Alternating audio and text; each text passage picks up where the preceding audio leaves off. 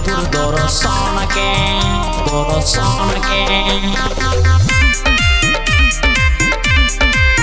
हम करे जाए मधेपुर दर्शन के।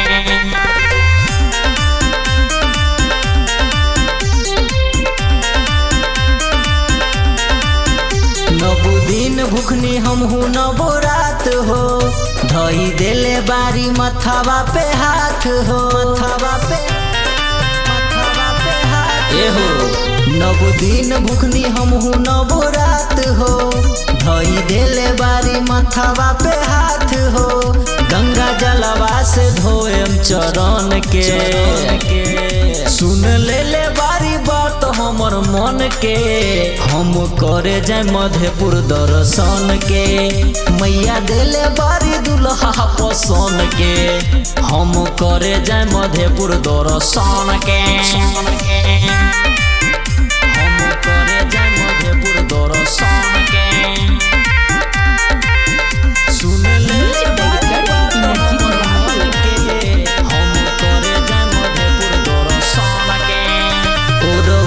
के गुथी गुथी हम मैया लहरवा बना ले हम। पान सुपारी रोढ़ी नारियल संगे संगे चुनरियो चढ़ा दे।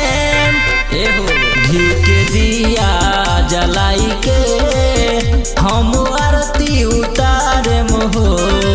खीर जौरिया से भोगवा महिया के लगाई हो। 9 दिन सेवा करम दासी उनकर बहन के। सुन ले बारी बात हमर मन के। हम करे जाए मधेपुर दर्शन के, मैया देले बारी दुल्हा पसंद के। हम करे जाए मधेपुर दर्शन के, हम करे जाए मधेपुर दर्शन के।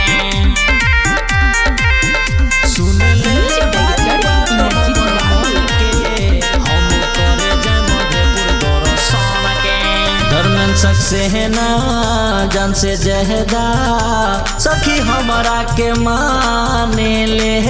जैसन मंगनी वैसन दिहली बड़ी हमारा के जाने ले। एहो निमने घर निमने बर निमने बा परिवार हो। सबके एके जैसन मिले बरमेंद्र विचार हो। पूजा करे हो के भगती मगन में। सुन ले बारी बात हमर मन के। हम करे जाए मधेपुर दर्शन के, मैया देले बारी दुल्हा पसंद के। हम करे जाए मधेपुर दर्शन के।